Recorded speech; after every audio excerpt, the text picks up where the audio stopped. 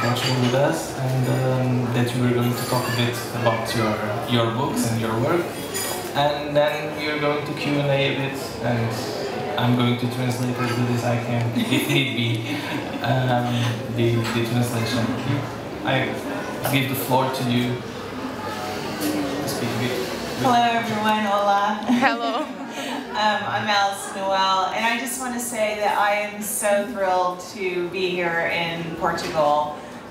Pedro is my publisher, and not only was I thrilled when he decided to translate my books, but when he asked me to come here to sign copies of Infinito, the final book in the Immortals series, I did not think twice. I had an immediate answer of yes. I had been here twice before, but both times were really brief visits. So the opportunity to get to come back and see this beautiful country has just been amazing. He showed me some beautiful sights even just today.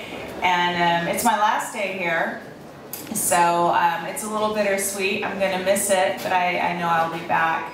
And I just wanted to thank all of you for coming today. I know everyone lives really busy lives, but I appreciate you taking the time to come out and see me, and for your support of the Immortals series. And I really hope that you guys enjoy Infinito, the final installment in the ever-ending journey. Getting to do things like this, you know, I want to say that it was a dream come true, but the truth is, when I first started writing, I didn't even know enough about the book industry to even dream quite this big.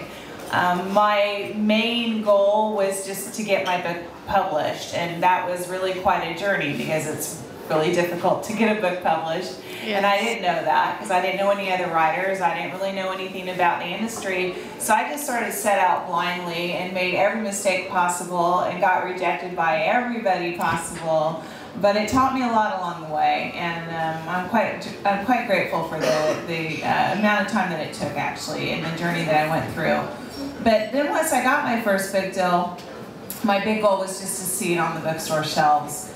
I didn't think past people that didn't know me or weren't obligated to me in some way actually buying the book.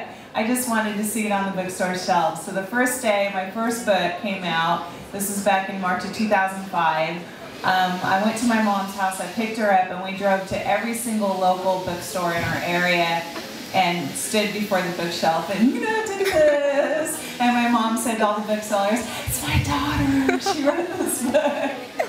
It was really embarrassing, but it was a really fun day because my mom is the one that made me a reader. She's the one that shared with me the magic of books very early on. She was a single mother. She struggled to raise me. There was a lot of hardships along the way, so getting to share that moment with her was really pretty special, and I really do owe my love of books to her, and it was my love of books that made me want to be a writer. But I never, you know, then they told me how many books I sold the first week, and I thought, I don't even know that many people. That's amazing. And it just continued from there. And so for the Immortals series, Evermore was my 8th book. My first 7 books were all single title, contemporary realistic standalones. 6 of them were for teens, 1 was for adults. And you know, I sort of, I like to say I steal from my own life all the time. I take from my own experiences. My motto is, if an experience didn't kill me, I'm going to find a way to write about it. So the painful experiences are especially good to use for storytelling. So because they all sort of contain a piece of me, I wasn't really ready to write a fantasy or paranormal book until I had something to say. I can't just write a book for the sake of writing a book or because a certain genre is becoming hot. I have to have something personal to say. I have to have a reason for writing it. So I had gone through a period of deep grief 6 years earlier, where I lost 3 people I loved in 5 months, and then right after that I almost lost my husband as well. And it was that experience of grief and the loss of my loved ones that made me start writing the Immortals series. And for the first time I started thinking about the thoughts that I had tried to avoid thinking about up until that moment. You know, life and death, the soul's journey, our purpose for being here, how you can still sort of feel a bond with a loved one even after they've passed on, and this idea of soulmates, and what is the true immortality? Is it physical or is it spiritual? And these are the things that I was thinking about. So writing Evermore was really a book I wrote for myself. I was under contract to write three other books at the time, and so I was just sort of writing it on the side. The only person who knew I was writing it was my husband. I didn't tell anybody else. And it was just really for me to try to find comfort from the grief of losing my loved ones, and for me to sort of make sense of you know, this thing we called life, and the journey of it, and the joys and pains along the way. It wasn't until I finished Evermore that I realized it was actually the beginning of a much bigger journey for these characters. And I figured, well, I've taken this time to write a book, I may as well show it to my publisher and see if they're interested. Luckily, they agreed to publish it. But to be honest, I was probably more worried about that publication than any other. And it's very normal for an author to freak out and get very worried before a book goes out into the world, because you've taken a lot of time in your life to create this thing. It feels like a child to you, and you're going to present it now, and you know, not everyone's going to love it as much as you do. So it's always sort of a nervous-making time. But for Evermore, it was particularly so because it was the first time I had written a paranormal book, and I wasn't sure how it would be received. The first day out, it went into a second printing. By the end of the week, it had gone into 8 more, and it sold foreign rights to 37 languages and published in over 50 countries, and it hit every bestseller list, and we sold the movie rights. And honestly, this all happened, like I got all that news, and the same day I was at the dentist's office getting my teeth cleaned when my editor called to tell me all of this. And I think I cried all the way home, because it was just surpassed anything that I had ever dreamed of myself, and I had a very, very tough journey getting to this place. So it was just something pretty phenomenal. So it's really sort of gratifying to be here now for the end of the series. And like I said, I hope you really enjoy what I have done with Ever and Damon and their journey. That's a mouthful. Eu acho que não. Alyson, não, porque acho que vou tentar traduzir. Eu espero que não seja preciso. Agora tinha que me lembrar de tudo desde o princípio outra vez. Alguém tem perguntas para fazer? Estamos aqui para conversar um bocadinho. É uma boa tarde de sábado. You were in Greece. I was in Greece. Greece, yeah. What do you like the most of there? In Greece? Yeah. Are you Greek? No, I but I like. Brazilian because of Yes. the in her hand. Yes. That's a Brazilian Oh, I was just in Brazil. Yeah, but I wasn't there. I was Yes. here already. Okay. I've been in Brazil each year now for the book fair. I was there a month ago. Yeah, I'm in the middle actually right now of a 3-week tour, and I'm actually on the last leg of it. I'll be headed back to the States next Saturday. So I started in Germany, and I toured around there for a bit, and then I was in Greece, and then from Greece I came to Portugal. Tomorrow I'm headed to Slovakia, and then Holland, Belgium, and then home. She asked me about Greece and what I liked about it. Well, I used to live there. Oh, Did you know that? No. Yeah, I lived in Mykonos for 7 years, another lifetime ago. And I left back at the end of '93, and I had not been back since. And so we got really lucky in that we had a few free days between events that my publishers needed me for. So I had Friday, Saturday, and Sunday free before I went to Athens, so I went to Mykonos. And it was really funny because it's been 19 years since I'd been there, but I thought I knew the island really well because I had spent 7 years of my life there. So we rented a car from the airport, and we got in the car. My husband said, you know, should we look at the map? I'm like, I don't need a map, you know, I lived here. I got us totally lost. I mean, you know, it's really grown a lot. It's really different from the Mykonos I remember. They actually have paved roads now. Back when I lived there, there were only 2 paved roads. But the heart of the island remains. It's still beautiful, and I got to see my old friends, which was just great, catching up with everyone. You know, I like the spirit of the Mediterranean in general. I love, you guys have a real appreciation of every moment of life, and as do the Brazilians. Yeah. And that's what I really find the most endearing, aside from the amazing food and the beautiful beaches and the weather, is just sort of the warmth of the people and how they really sort of take the time to enjoy their lives. This is a bit of a lost art in America, taking the time to enjoy our lives. So it's, I think, the thing I admire most about the Mediterranean in general. Thank you. Hi Alyson, welcome to Portugal. I have a question for you. In the first book, you mentioned evanescence. So, in what way does music influence your writing? I'm really influenced by music, actually. It's really one of my favorite art forms. I think songwriting is amazing because you tell an entire story in 3 minutes and you reach millions of people, and when you hear a song you can be transported back to a particular moment in time and relive it. So there's something very magical about the art of writing songs. So I make a playlist for all of my books, and sometimes it's songs that will evoke the mood that I'm trying to create as I'm writing. Sometimes it's songs that my character would listen to, songs that Haven might like, songs that Ever might like. And the playlist is something that I take a lot of time putting together. And I listen to it as I write the book. I have to say, in the beginning it can be kind of distracting because I'll be writing and I'll be like, oh yeah, that song, you know, and I'm immediately pulled out. After about a month it just becomes kind of white noise that's in the background, but it's a really essential part of writing. I feel like I can't really write unless I'm wearing my headphones and I have my playlist going. So it's a really important part of writing the books. Do you ever mix the lyrics with your writing while you're writing? You're not allowed to do that. Sorry. It's there's very tight rules with lyrics. You can use titles. No, by accident. Just as writing, you know the lyrics of the song and you just end up mixing them. Oh God, I don't think so. I don't think that's happened yet. But you can really get into sort of the flavor of the song, and the mood of the song can really bring you to that place. And I mean, that's where the playlist really comes in handy, is really helping you to evoke that mood and feel it in order to put it into words. Thank you. Hi. In this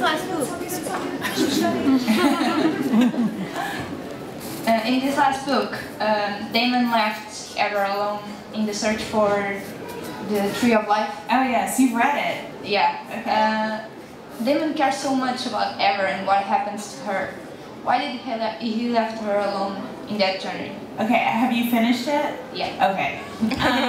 Damon struggles from a huge amount of guilt, and he's always unsure about how he's handled his relationship with Ever.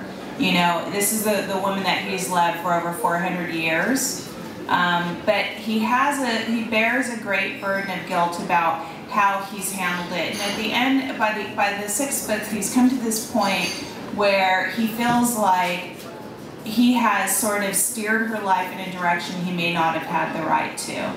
And he has kept information from her that he probably should have told her. And he feels like he has to give her the floor to make her decisions her way, and that he loves her enough to let her do that. He loves her enough to trust that if their love is meant to be, she will find her way back to him, but he is not going to try to control her anymore. He loves her enough to let her be strong and make her own decisions. Yeah, but that journey was full of dangers and rape and Marco, Misa. Yeah. And he left her alone for all of that. For most of it. Does that bother you? Because I actually loved that about Damon. It made me love him more that he didn't try. He spent 400 years protecting this girl from everything, and he never let her grow up. By leaving her to take this journey on her own, he allowed her to grow up and become the strong woman she was meant to be. And I'm not giving away any spoilers for those who haven't finished it, but that was her destiny. And if he had interfered with that destiny, she would have had to repeat it again and find it in another way, because she absolutely had to go through that, and she had to go through it alone. Yeah, but she fell off the... I'm not convincing you. You are mad at Damon. Yeah, I really got mad at him. It's okay to get mad at him. It's fine. It doesn't bother me. I don't think that was fair. She felt that. I think maybe we just have a different idea of what love is. And at this stage of my life, I really appreciate a man who will let a woman find her own strength and her own journey and trust and not try to control it for her. And that's what he did. And I think it was a huge leap of maturity for Damon. And it wasn't easy for him to do it, but he did it. And for me, it made me really admire the man that he finally became. 600 years old, and to me, he finally became a man at that moment. And to me, Ever finally became a self-assured grown-up at that moment because she was able to make her own decisions without everyone trying to interfere and protect her. Okay. So for me, it was a journey to maturity of two people allowing each other to grow and then to come together again as two mature people who have, found their own personal strengths and found a way to unite those personal strengths. Okay, thanks.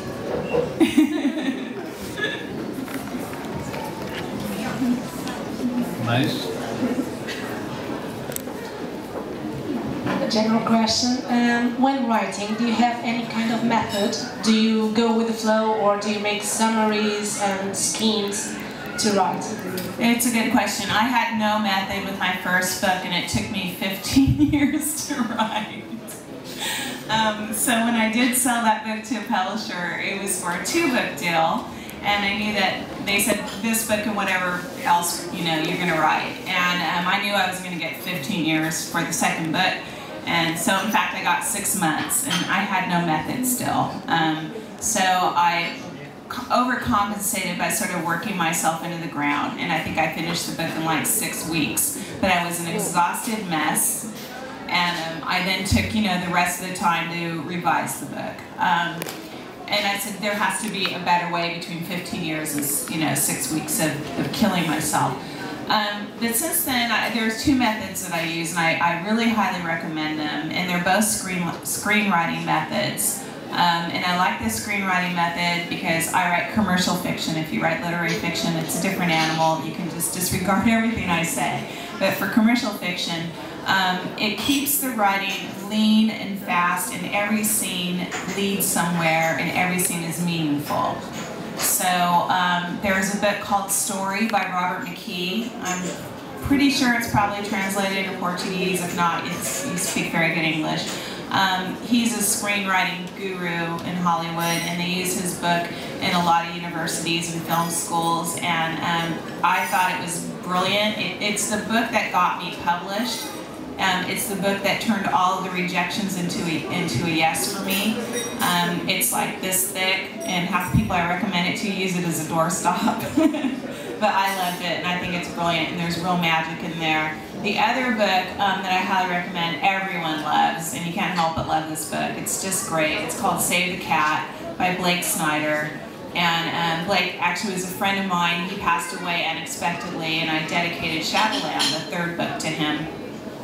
This book is great because Blake had a very easy way of speaking. He's extremely funny. He was just this very warm, kind of gregarious person that loved what he did, which was teaching people how to write. But he was also a hugely successful screenwriter that sold $1 million scripts to DreamWorks as well. And so Save the Cat uses a lot of movie examples. And what's brilliant about it is he will show you how movies that seem as different as Legally Blonde and then Gladiator, he will show you the things that they have in common. And it's very, very helpful for writing. He has a thing called a beat sheet, and it's just these 15 beats that occur in a story. It's very much like Joseph Campbell's Hero's Journey, that's sort of boiled down into like a really easy to understand and use terms. And using the movie examples gives you a quick visual of what he's talking about. You can find a lot of this information for free on his website at blakesnyder.com. He has a brilliant blog. I highly recommend it. But buying the book, of course, will help you understand what he's actually talking about. So at the start of every book, I do a beat sheet. I do 15 beats. The great thing about the beat sheet, there's a couple great things about it. One is it keeps you on track. And each beat, I just write like a sentence, like, you know, now she does this, here she goes here, you know, it's just a sentence. But also there's a really big difference between having a great idea and having an actual story. And a lot of people will come up with this great idea, they're so excited about it, they sit down and write it, and they realize that all it is an idea and there's nothing to follow. And I know, like, my husband and I will play this game a lot, we'll come up with these great ideas, and we get really excited about it, and then we look at each other and say, and then what? Okay, so the and then what, that's your story. That's the part that's going to fill the 300 blank pages. So if you don't have an and then what, you don't really have a story. Not saying you can't have a story, but you just have a great idea. So the beat sheet's going to tell you if you even have a story, if you have, you know, and it will help you build a story from this great idea. So it serves a lot of really useful purposes. It helps me stay on track, because there's always this point in writing, almost always around page 200, where I'm completely lost in the forest of words, and now I'm like, I don't even know where I am or who these people are or what I'm doing here, you know, and you just feel lost. And so I have to kind of go back to the beginning and skim through, oh yes,